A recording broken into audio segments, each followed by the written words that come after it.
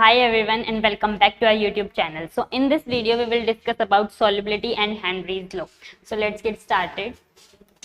Solubility देखो बच्चा क्या होती है. Solubility of a substance is its maximum amount that can be dissolved in a specific amount of solvent at a specific temperature. इसका मतलब क्या हुआ कि किसी भी solution में the maximum amount that can be dissolved, मतलब कि किसी भी सब्सटेंस की मैक्सिमम अमाउंट जो कि हमारे पास डिसॉल्व हो सकती है किसी भी सॉल्वेंट में. अब जैसे देखो मैं आपको एग्जांपल के लिए बोलती हूँ कि मेरे पास शुगर है और पानी है. एक बीकर में शुगर है और एक ग्लास में मेरे पास पानी है. अब आप उसमें शुगर डालते जाओ पानी में और मिक्स करते जाओ, मिक्स होती जाएगी, फिर और डालो और मिक्स कर दो, और डालो और मिक्स कर दो. लेकिन एक टाइम ऐसा आएगा जब आपके पास जो वो शुगर है वो उसमें मिक्स होना बंद कर देगी. मीन्स उसमें उस वाटर में और ज़्यादा शुगर जो है वो ऐड नहीं हो सकती. अब तो उस कंडीशन को हम क्या बोलते हैं कि उस सोल्यूशन को हम बोलेंगे अब कि जो सोल्यूशन है हमारा वो क्या हो चुका है, सैचुरेटेड. मीन्स सोल्यूशन अब सैचुरेटेड सोल्यूशन में कन्वर्ट हो चुका है. अब उसमें no more solute can be added. Saturated solution क्या होता है, the solution in which no more solute can be added. ठीक है. And at a specific temperature and pressure. Means जो आपका टेम्परेचर और प्रेशर है वो कांस्टेंट होना चाहिए. मीन्स जो पहले था अभी भी सेम वही होना चाहिए. ये नहीं है कि आपने उसमें शुगर डिसॉल्व कर दिया, वो डिसॉल्व होना बंद कर दी तो आपने टेम्परेचर इंक्रीज कर दिया तो उसके बाद तो वो थोड़ी बहुत सोल्यूबल हो सकती है. But the condition is that temperature and pressure should be constant. तो उस कंडीशन को हम बोलते हैं कि हमारा सोल्यूशन क्या हो चुका है, सैचुरेटेड हो चुका है. मतलब जैसे कि आपने बहुत ज़्यादा शुगर ऐड कर दी, पहले तो वो मिक्स हो गई लेकिन एक टाइम आएगा जब वो उसमें मिक्स होना बंद कर देगी और नीचे डिपॉजिट होती जाएगी आपके पास, तो उसको हम सैचुरेटेड सॉल्यूशन बोलते हैं. और अनसैचुरेटेड सॉल्यूशन क्या हो जाएंगे, अब अनसैचुरेटेड सॉल्यूशन किसको बोलेंगे, जिसमें more amount of solute can be added, जिसमें और ज़्यादा सोल्यूट हम ऐड कर सकते हैं. तो ये होते हैं किसी भी सॉल्यूशन की, किसी भी सब्सटेंस की सॉल्युबिलिटी. मतलब मैक्सिमम अमाउंट किसी भी सॉल्वेंट सोल्यूट की जो है वो ऐड हो सकती है हमारे सॉल्वेंट में. Maximum amount that can be dissolved in a specified amount of solvent at the specific temperature. I hope आपको समझ आ गया होगा सॉल्युबिलिटी. सो नेक्स्ट हम पढ़ते हैं फैक्टर्स अफेक्टिंग सॉल्युबिलिटी.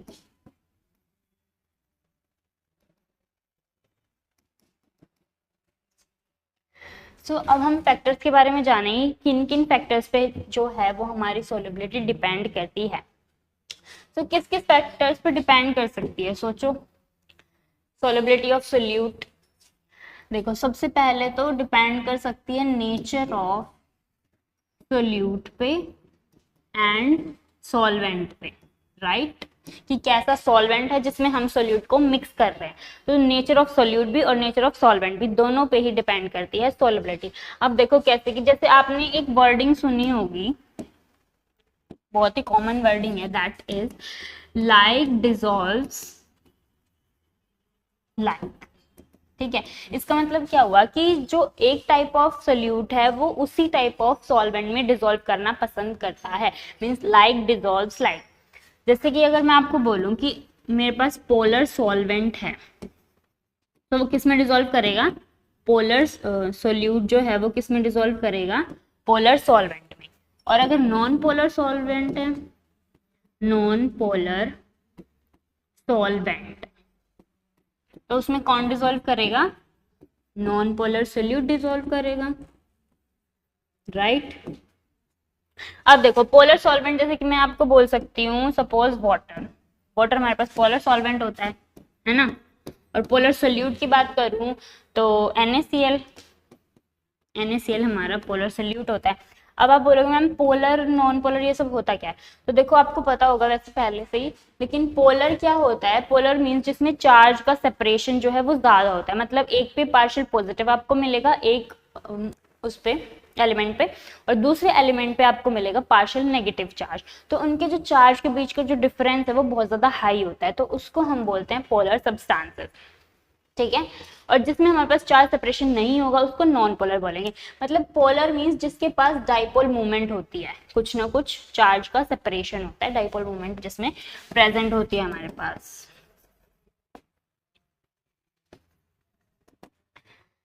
अब जैसे H2O की अगर हम बात करें तो इसमें ऑक्सीजन आपको पता है बहुत ज्यादा इलेक्ट्रोनेगेटिव होता है, ऑक्सीजन इलेक्ट्रोनेगेटिव एलिमेंट है ना, तो इस पे तो डेल्टा नेगेटिव चार्ज आ गया, डेल नेगेटिव। अब हाइड्रोजन जो है वो उस पर डेल पॉजिटिव होता है, तो इन दोनों के बीच में चार्ज सेपरेशन आपको दिख रहा होगा, del positive and del negative. So that is why this is a polar solvent. Same अगर हम NaCl की बात करें तो मेटल पे आपको पता है पॉजिटिव चार्ज होता है, मेटल डोनर्स होते हैं ना जो इलेक्ट्रॉन्स को डोनेट करते हैं, और क्लोरीन आपको पता है इलेक्ट्रोनेगेटिव है तो उस पर नेगेटिव चार्ज होता है, so positive negative, it is also a polar solute. लेकिन नॉन पोलर की अगर हम बात करें तो non polar solvent suppose benzene,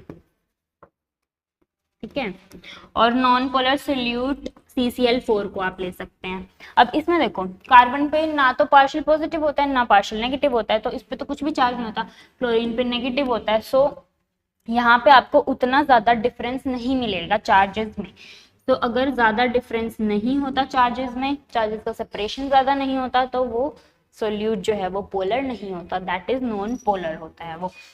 so non polar solvent benzene आपको पता है, बेंजीन का स्ट्रक्चर ये होता है, फॉर्मूला होता है इसका C6H6। अब इसमें ना तो कार्बन इलेक्ट्रोनेगेटिव है ना हाइड्रोजन इलेक्ट्रोनेगेटिव है और कोई भी इलेक्ट्रोपॉजिटिव भी नहीं है, so it is a non polar solvent. अब देखो कि अगर मैं आपको बोलूं कि जो CCl4 है क्या वो वाटर में डिसॉल्व हो सकता है, तो वो नहीं हो सकता, ठीक है, क्योंकि जो नॉन पोलर सोल्यूट है वो नॉन पोलर सॉल्वेंट में ही डिसॉल्व होना पसंद करते हैं और पोलर वाले सिर्फ पोलर में ही डिसॉल्व होते हैं। सो NaCl जो है वाटर में इजीली डिसॉल्व हो जाएगा, आप सबको पता भी होगा नमक पानी में बहुत इजीली मिक्स हो जाता है, लेकिन जो नमक है NaCl जो है वो बेंजीन में डिसॉल्व नहीं होगा, बेंजीन में CCl4 इजीली हो जाएगा लेकिन CCl4 वाटर में नहीं होगा, ठीक है। सो फर्स्ट फैक्टर की बात हमने कर ली। नेक्स्ट फैक्टर इज जिस पे हमारी सॉल्युबिलिटी डिपेंड करती है, दैट इज टेम्परेचर, ठीक है। अब देखो आपने ली चैटलियर्स प्रिंसिपल पढ़ा होगा 11th क्लास में,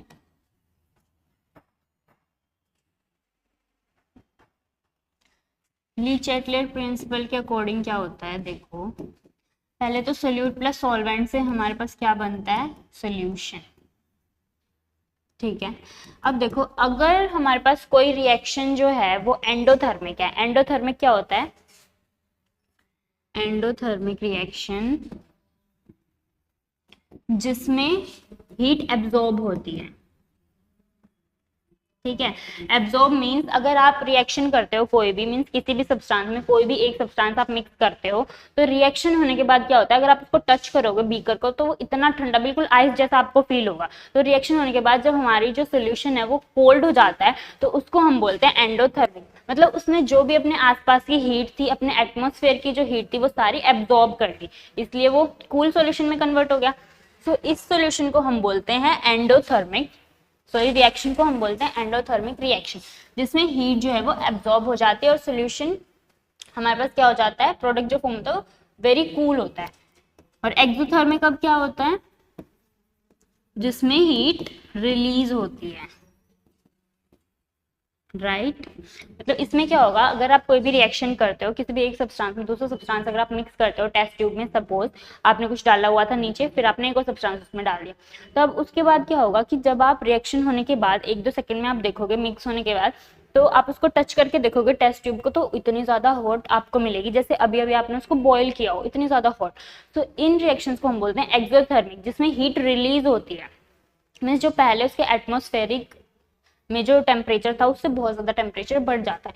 अब देखो अगर मैं आपको बोलती हूँ कि सपोज कोई भी रिएक्शन एंडोथर्मिक है, ठीक है, मीन्स उसमें वो हीट एब्जॉर्ब करता है, मतलब जितनी भी आसपास हीट होगी सारी वो एब्जॉर्ब कर लेगा।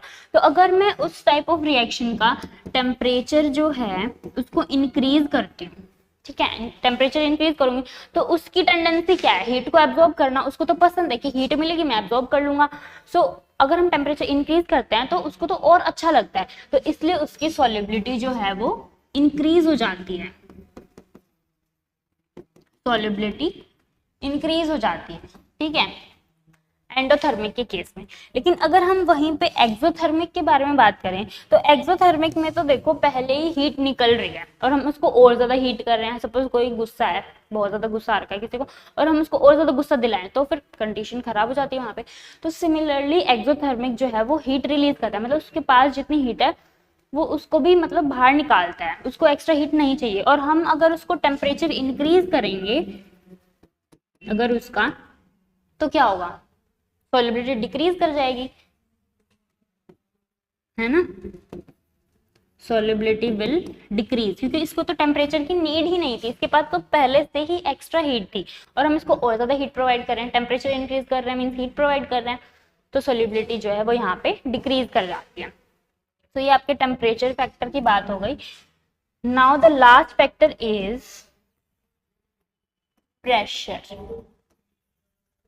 अब प्रेशर पे है वो सॉल्युबिलिटी कैसे डिपेंड करती है, तो देखो प्रेशर पे अगर मैं बोलूं कि सॉलिड्स एंड लिक्विड्स, तो सॉलिड एंड लिक्विड के केस में जो है वो प्रेशर ज्यादा इम्पैक्ट नहीं करता है, सॉलिड्स पे और लिक्विड्स पे प्रेशर का ज्यादा कोई इम्पैक्ट नहीं होता, ज्यादा कुछ वो शो नहीं करता। जैसे कि आपको पता होगा कि सॉलिड में जो है वो पार्टिकल्स बहुत क्लोजली पैक्ड होते हैं और लिक्विड्स में भी थोड़े थोड़े दूर होते हैं लेकिन क्लोजली होते हैं। गैसेस में क्या होता है, गैसेस के केस में जो पार्टिकल्स हैं वो बहुत ज्यादा फार अपार्ट होते हैं, है ना, बहुत दूर दूर आपको पार्टिकल्स मिलेंगे काफी डिस्टेंस पे। तो इसमें क्या होता है, अगर मैं किसी सॉलिड पे प्रेशर अप्लाई करूं तो क्या वो इजीली डिसॉल्व हो जाएगा किसी भी सब्सटेंस में। सपोज मैं कोई कंटेनर ले लेती हूँ, कोई भी बाउल ले लेती हूँ और उसमें सॉलिड का ब्लॉक डाल देती हूँ किसी भी सब्सटेंस का, और मैं ऊपर से प्रेशर अप्लाई करूँ, तो क्या प्रेशर अप्लाई करने से सॉलिड जो डिसॉल्व हो जाएगा, कुछ भी नहीं होगा सॉलिड में। क्यों नहीं होगा, क्योंकि उसके ऑलरेडी मॉलिक्यूल्स जो है वो वेरी वेरी क्लोजली पैक्ड है। तो हम प्रेशर अप्लाई करेंगे तो कुछ इफेक्ट नहीं होगा क्योंकि मॉलिक्यूल्स के बीच में स्पेस ही नहीं है, तो वो कैसे कंप्रेस ही नहीं हो सकते। और अगर मैं लिक्विड्स की बात करूँ तो लिक्विड्स में भी थोड़ी दूर पे होते हैं एटम्स हमारे पास। तो अगर मैं सपोज वाटर है, ये ऑयल एंड वाटर का मैंने वो ले लिया, कोई भी मिक्सचर ले लिया, ऑयल है उसमें और वाटर है, तो अगर मैं ऊपर से प्रेशर अप्लाई करूंगी तो क्या जो ऑयल है वो वाटर में डिसॉल्व हो जाएगा, नहीं होगा। क्यों, क्योंकि अगर मैं ऊपर से प्रेशर अप्लाई करूँ तो थोड़ा सा तो ये मीन्स इतने लेवल पे तो हो जाएगा, ये जो एटम्स जो हैं वो क्लोजली पैक्ड हो जाएंगे थोड़े से, लेकिन ज्यादा प्रेशर अप्लाई करने पे कोई इफेक्ट नहीं पड़ेगा क्योंकि सॉलिड्स और लिक्विड जो होते हैं वो इनकम्प्रेसिबल होते हैं, मीन्स वो बहुत ज्यादा कम कंप्रेस होते हैं in comparison to gases. Gases को तो आप कितना भी कंप्रेस कर सकते हो, मॉलिक्यूल्स बहुत ज्यादा फार हैं, तो आप बहुत ज्यादा प्रेशर अप्लाई कर सकते हो। सपोज मैं आपको कोल्ड ड्रिंक्स का एग्जांपल देती हूँ। कोल्ड ड्रिंक्स में क्या होता है कि जो कोल्ड ड्रिंक होती है हमारे पास उसमें CO2 डालते हैं और ऊपर से हाई प्रेशर पे उसको सील कर देते हैं, बोतल को पैक कर देते हैं। तो मतलब हाई प्रेशर पे जो CO2 है वो उस लिक्विड में जो हमारी कोल्ड ड्रिंक होती है उसमें मिक्स हो जाती है इजीली। तो प्रेशर अप्लाई करने पर जो गैसेज की सोलिबिलिटी है दैट इंक्रीजेज। तो सोलिबिलिटी ऑफ गैसेज जो है that increases with applying pressure.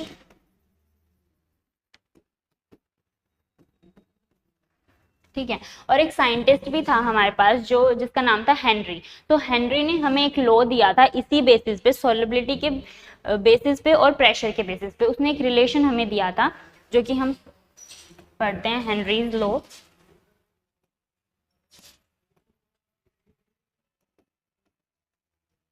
तो हेनरीज जो साइंटिस्ट था उसने स्टेटमेंट दी थी हमें कि solubility of gases in liquids is directly proportional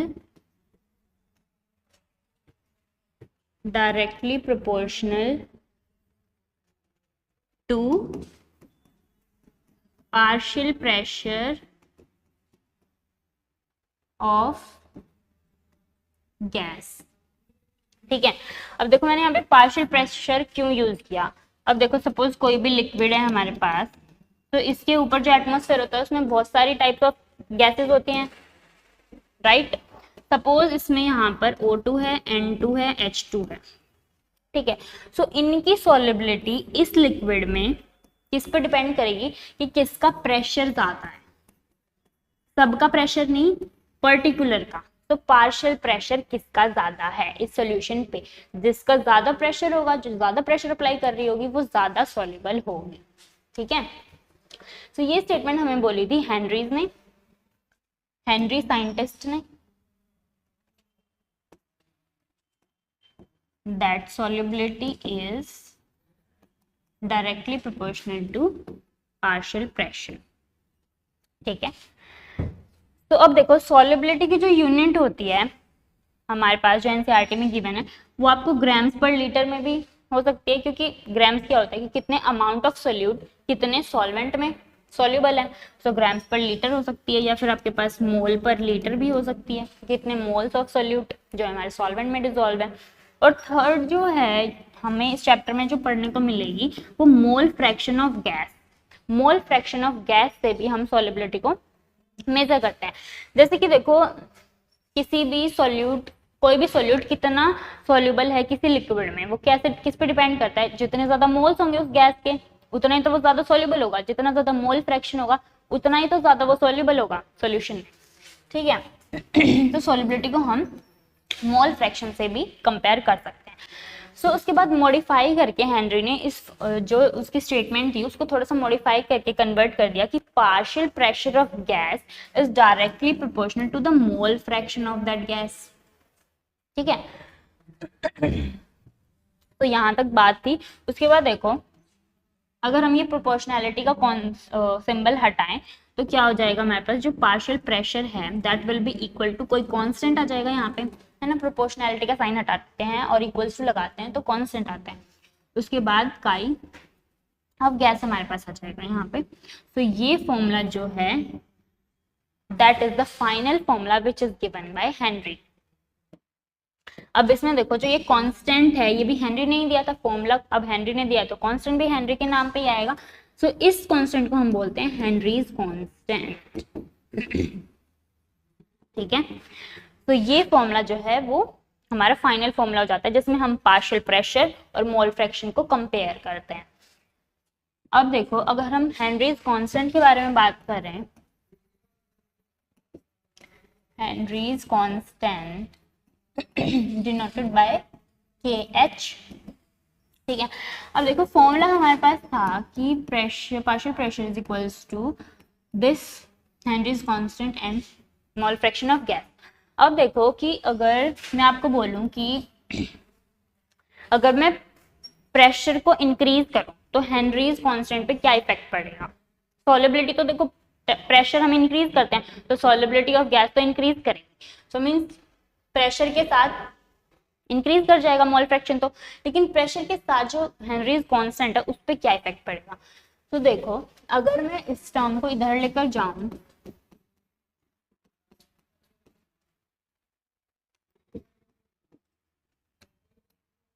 तो ये फॉर्मूला हमारे पास हेनरीज कांस्टेंट का बन के आता है।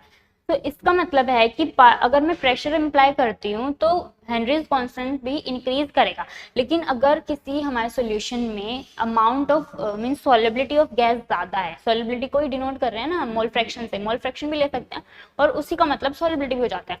तो सॉल्युबिलिटी जो है वो डिक्रीज करेगी अगर किसी गैस का हेनरीज कांस्टेंट अगर ज़्यादा है तो।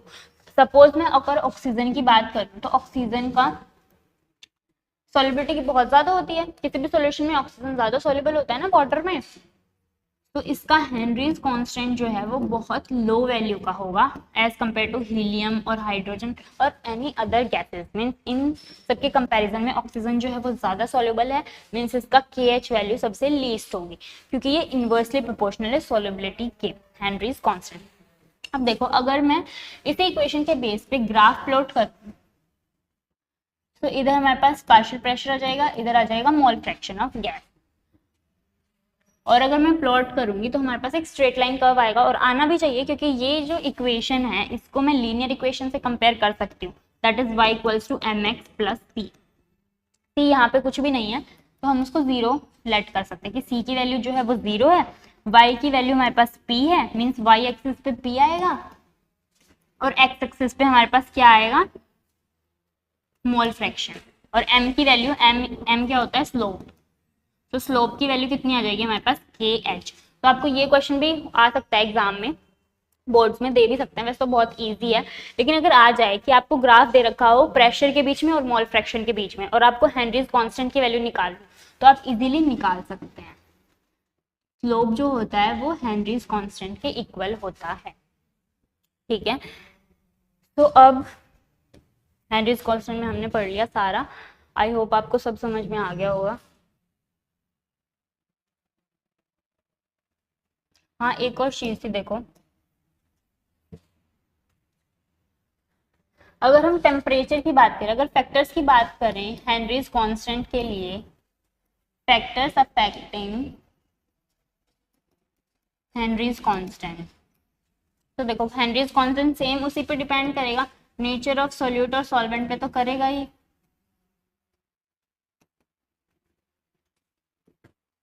और अगर हम टेम्परेचर की बात करें, प्रेशर का भी मैंने आपको बता दिया था कि प्रेशर इंक्रीज करेंगे तो हेनरीज कांस्टेंट भी इंक्रीज करेगा। अब थर्ड आता है टेम्परेचर।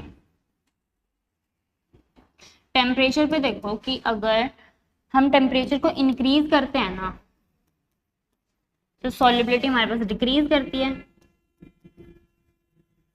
ली चार्टलेस प्रिंसिपल में मैंने आपको एक्सप्लेन किया था ना ये। तो टेम्परेचर इंक्रीज करते हैं तो सॉल्युबिलिटी जो है वो डिक्रीज करती है, ठीक है। मीन्स अगर हेनरीज कांस्टेंट ज्यादा है, टेम्परेचर ज्यादा है तो सॉल्युबिलिटी डिक्रीज करेगी। यही हमारे पास रीजन होता है कि जो एक्वेटिक एनिमल्स या एक्वेटिक लाइफ जो होती है वो जो है वो कोल्ड वाटर में ज्यादा कंफर्टेबल होती है, ज्यादा इजीली वो ब्रीथ कर पाते हैं, ज्यादा इजीली वो सर्वाइव कर पाते हैं कोल्ड वाटर में in comparison to hot water. क्यों? क्योंकि हॉट वाटर में जो ऑक्सीजन डिजोल्व होगी उसकी सॉल्युबिलिटी लेस होगी, टेम्परेचर इंक्रीज होगा तो सॉल्युबिलिटी लेस होगी। और कोल्ड वाटर में क्या होता है कि सॉल्युबिलिटी ऑफ ऑक्सीजन जो है वो ज्यादा होगी, तो वो ज्यादा बहुत मीन्स ज्यादा डिजोल्व होगी उसमें सॉल्युबिलिटी, देन तो क्या होगा कि सॉल्युबिलिटी ज्यादा होगी तो एक्वेटिक एनिमल जो है वो इजीली सर्वाइव कर सकते हैं, इसलिए they are more comfortable in aquatic life is more comfortable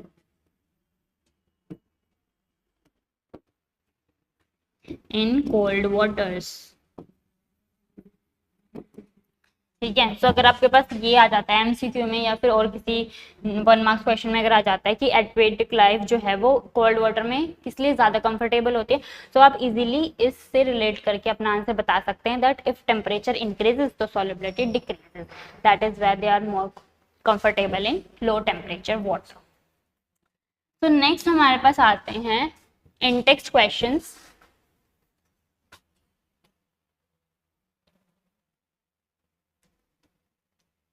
second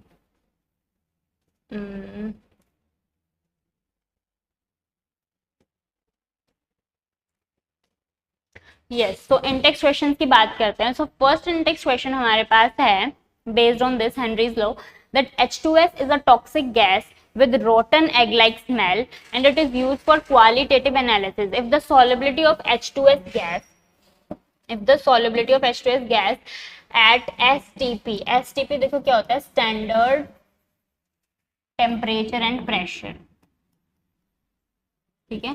so eight STP बोल रहे हैं इज 0.195 मोलल, मीन्स मोलैलिटी में हमें क्वांटिटी गिवन है, हमें कैलकुलेट करना है हेनरीज लॉ कांस्टेंट। सो पहले फॉर्मूला लिख लेते हैं, pressure is equals to KH into mole fraction of gas, यही फॉर्मूला हमारे पास होता है। हेनरीज लॉ इसमें हमें निकालना है, तो हमें क्या क्या होना चाहिए, हमारे पास प्रेशर होना चाहिए और मोल फ्रैक्शन होना चाहिए। तो प्रेशर भी हमें गिवन नहीं है, मोल फ्रैक्शन तो हम 0.195 मोलल क्वांटिटी से फाइंड आउट कर सकते हैं। तो प्रेशर देखो, अब हमें एसटीपी गिवन है, एसटीपी पे देखो क्या होता है, प्रेशर जो है उसकी वैल्यू होती है एसटीपी पे 0.987 बार। आप इसको इजीली याद कर सकते हो, जैसे काउंटिंग्स होती है, ऑपोजिट काउंटिंग्स अगर हम करें 8 9 8 7 6 5 4 ऐसे अगर हम करें तो प्रेशर की वैल्यू वही होती है एसटीपी पे 0.987। सो ऐसे आप इसको याद कर सकते हैं। सो प्रेशर की वैल्यू तो हमें मिल गई, उसके बाद हमें मोल फ्रैक्शन की वैल्यू चाहिए। मोल फ्रैक्शन, अब देखो जो ये हमें टर्म बोली गई है इसका मीनिंग क्या होता है, मैंने आपको प्रीवियस क्लासेस में भी एक्सप्लेन किया था कि अगर 0.5 मोलल अगर हमें ऐसी कोई क्वांटिटी देता है तो इसका मतलब होता है कि 0.195 moles of solute are dissolved in 1 kg of solvent. Molality है तो 1 kg में हम बात करेंगे, मोलैरिटी होती तो वॉल्यूम में हम बात करते हैं। तो इसका मतलब देखो सोल्यूट क्या है, अब हमारे पास H2S, तो H2S गैस का ही हमें निकालना है, मतलब कि 0.195 मोल्स ऑफ H2S गैस जो है वो डिसॉल्व हैं कितने 1 kg ऑफ सॉल्वेंट में, ठीक है। सो अब मोल से तो हम ग्राम्स भी निकाल सकते हैं, लेकिन ये देखो कि 1 kg ऑफ सॉल्वेंट गिवन है, मीन्स 1000 ग्राम्स हमें सॉल्वेंट की वैल्यू गिवन है। और सॉल्वेंट क्या है, क्वेश्चन में सॉल्वेंट गिवन है तो हम वाटर, तो वाटर हम इसको कंसीडर कर लेंगे कि सॉल्वेंट वाटर है और उसके 1000 ग्राम्स जो है उसमें 0.195 मोल्स H2S के डिसॉल्व हैं। अब देखो मोल फ्रैक्शन क्या होता है, मोल फ्रैक्शन ऑफ गैस कौन सी है, H2S। So mole fraction of H2S gas अगर हम निकालें तो क्या होता है, वो number of moles of H2S ऊपर में और नीचे total number of all the components, और ऑल द कंपोनेंट्स कौन से हैं, H2S के मोल्स और वाटर के मोल्स, ठीक है। तो number of moles of H2S 0.195 divided by same. अब देखो वाटर के मोल्स हमें नहीं गिवन तो हम उसी फॉर्मूले से निकाल सकते हैं, given mass upon molar mass करके। अब गिवन मास हमारे पास कितना है, 1000 ग्राम्स है ना, मीन्स इतनी क्वांटिटी हमारे पास 1000 ग्राम्स में डिसॉल्व है, तो गिवन मास हमारे पास 1000 ग्राम्स हो गया। और मोलर मास कितना होता है वाटर का, 18 ग्राम्स पर मोल, ठीक है। तो अगर आप इसको सॉल्व करोगे 0.195 अपॉन 0.195 प्लस इसको अगर आप सॉल्व करते हो तो 55.55 आंसर आएगा, और इसको आप फर्दर सॉल्व कर सकते हैं। नेक्स्ट पेज पे देखो। तो अब हमारे पास हमें हेनरीज लॉ निकालना था, हेनरीज कांस्टेंट, सॉरी। सो ये इक्वेशन थी हमारे पास। प्रेशर मैंने आपको बता दिया एसटीपी पे होता है 987 बार, ठीक है। इसकी वैल्यू तो हमें निकालनी ही है और इसकी वैल्यू हम कैलकुलेट कर सकते हैं इस फॉर्मूले से 55.55। तो इसको आप सॉल्व कर लोगे पहले, फिर आपके पास आंसर आ जाएगा, फिर उसको आप इसके डिवाइड कर दोगे इस वैल्यू से, तो उसके बाद आपके पास क्या आ जाएगा, हेनरीज कांस्टेंट, ठीक है। तो ये बात हो गई इस न्यूमेरिकल की। नेक्स्ट क्वेश्चन क्या बोल रहा है कि Henrys law constant for CO2 gas in water is. Henrys law constant अब की बार हमें दे रखा है, टेम्परेचर दे रखा है, calculate the quantity of CO2, means CO2 की हमें क्वांटिटी निकालनी है, मीन्स ग्राम्स में निकालनी है वैल्यू, और हमें सॉल्वेंट की वॉल्यूम भी गिवन है। तो निकालते हैं, पहले वही फॉर्मूला लिख लेते हैं, और गैस क्या है हमारे पास, CO2, ठीक है। तो अब देखो प्रेशर हमें गिवन है पास्कल्स में, मींस 1.67 इंटू 10⁸ पास्कल। अब देखो पास्कल से अगर हमें बार में कन्वर्ट करना हो,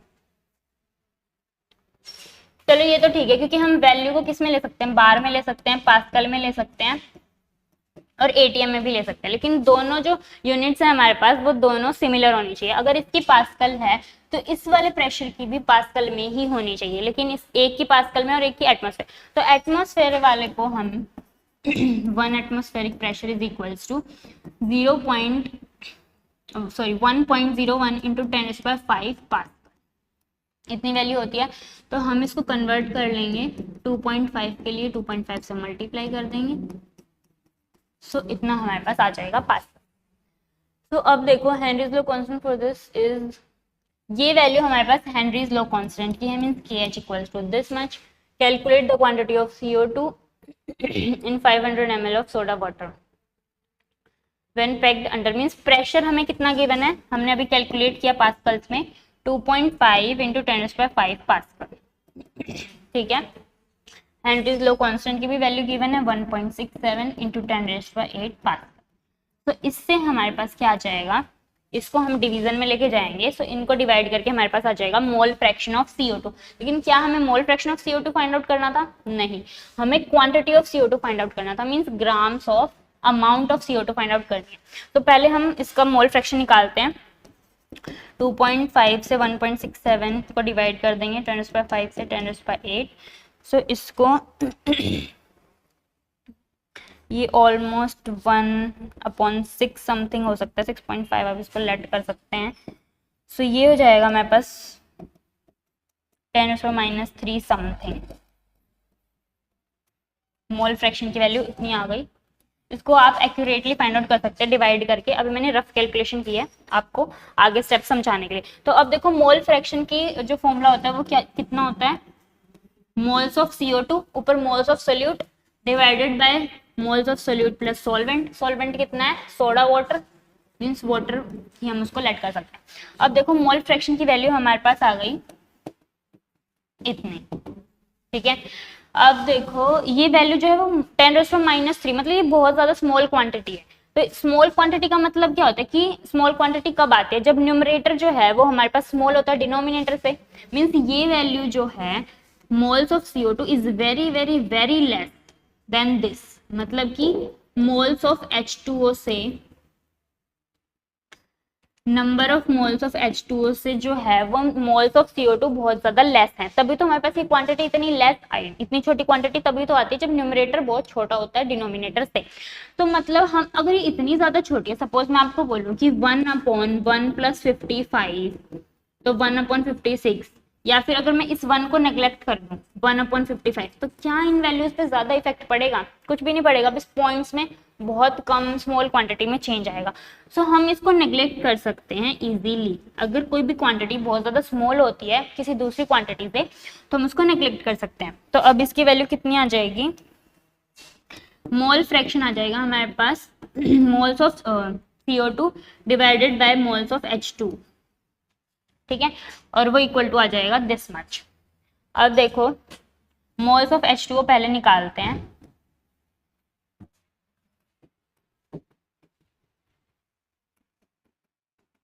ये क्वांटिटी थी हमारे पास, ऊपर में मोल्स ऑफ CO2 था और नीचे मोल्स ऑफ वाटर था। अब देखो मोल्स ऑफ वाटर हम कैसे फाइंड आउट कर सकते हैं, हमें निकालना था मास ऑफ CO2। तो हम पहले मोल्स का जो हमारे पास फॉर्मूला है उसको और ज्यादा एक्सपेंड कर लेते हैं। तो क्या होता है, गिवन मास जो कि हमें निकालना है, given mass of CO2 divided by molar mass of CO2 कितना होता है 44। आप उसको कैलकुलेट भी कर सकते हो, 12 + 2 × 16 अगर आप करोगे तो आपके पास इतना ही आ जाएगा। 44 होता है कार्बन डाइऑक्साइड का हमारे पास मोलर मास। उसके बाद वाटर का हमें गिवन मास हम पीछे देखते हैं एक बार क्वेश्चन में। उससे पहले मुझे मोलर मास बताओ, वाटर का कितना होता है 18, ये तो सबको याद हो जाना चाहिए अभी तक, CO2 का भी और H2O का भी। तो अब देखो गिवन मास ऑफ H2O क्या है हमारे पास 50 ml of soda water, means 50 ml हमारे पास क्वांटिटी गिवन है, राइट। तो 50 जो है वो mls में गिवन है, ग्राम्स में, ml में गिवन है, लेकिन हम किस में लेते हैं, हमारी जो ये मोलर मास का जो यूनिट होती है वो होती है ग्राम्स पर मोल, मतलब ऊपर में भी हमें ग्राम्स में क्वांटिटी चाहिए तभी तो वो कैंसिल आउट होगा। तो ऊपर हम ग्राम्स में ही लेते हैं हर एक क्वांटिटी, बट अब हमें गिवन है 500 ml। लेकिन आपको पता है कि डेंसिटी ऑफ वाटर कितनी होती है 1 ग्राम्स पर ml, राइट। तो इससे हम मास निकालेंगे, density is equals to mass upon volume. Volume हमारे पास है, डेंसिटी हमें पता है, तो mass is equals to density into volume, means 1 grams per ml into में वॉल्यूम कितनी है 500 ml। ml से ml कैंसिल आउट, हमारे पास आ गया 500 ग्राम्स, ठीक है। तो जिसकी भी डेंसिटी 1 होती है उसको इजीली आप ml से ग्राम्स में लिख सकते हो, कोई दिक्कत नहीं है। तो मैंने लिख दिया यहाँ पे 500 ग्राम। अब आप इसको सॉल्व करोगे, इसको आप सॉल्व कर सकते हो इजीली। उसके बाद ये क्वांटिटी यहाँ चली जाएगी, ठीक है, जो भी हमारे पास इसकी वैल्यू आएगी वो यहाँ पर आ जाएगी मल्टीप्लीकेशन में। उसके बाद जो 44 है वो डिवीजन में चला जाएगा और हमारे पास क्या आ जाएगा, amount of CO2 in grams. तो यही हमें फाइंड आउट करना था, तो हमारा आंसर आ गया। ठीक है, तो बहुत इजी, आपको स्टेप बाय स्टेप चलना है। सबसे पहले फॉर्मूला लिखना है आपको, जो भी हमें क्वांटिटी फाइंड आउट करनी है उसमें से वो आपको देखनी है कि कौन सी क्वांटिटी फाइंड आउट करनी है। जो जो वैल्यूज आपको गिवन है वो फॉर्मूलाज में पुट कर दो, जो नहीं गिवन को निकाल लो। ठीक है, तो बहुत इजी होता है न्यूमेरिकल्स, इजीली आप कर सकते हो। अब देखो हम एप्लीकेशन की बात पे अगर आते हैं तो एप्लीकेशंस ऑफ हेनरी लॉ। अब हमने हेनरीज लॉ तो पढ़ लिया, लेकिन अब आप बोले कि मैम हमने हेनरी लॉ पढ़ लिया, इतना सारा उसका एप्लीकेशन वगैरह फैक्टर्स वगैरह देख लिए, न्यूमेरिकल्स वगैरह कर लिया, लेकिन इसकी एप्लीकेशन क्या है, ये काम कहाँ आता है रियल वर्ल्ड में, मीन्स हमें रियल लाइफ में कहाँ पे इसका काम होता है। तो देखो बच्चों, इसकी बहुत ज़्यादा एप्लीकेशंस हैं, बहुत ज़्यादा इंपॉर्टेंट होता है ये रियल लाइफ के लिए। जैसे कि अगर मैं आपको बोलूं तो first point is solubility of CO2 in soft drinks. जैसे मैंने आपको पहले भी एक्सप्लेन किया था कि हेनरीज लॉ क्या बोलता है कि पार्शियल प्रेशर किसी भी गैस का is directly proportional to what, mole fraction या फिर सोलेबिलिटी। ठीक है, तो जितना ज्यादा प्रेशर उतनी ज्यादा सोलेबिलिटी।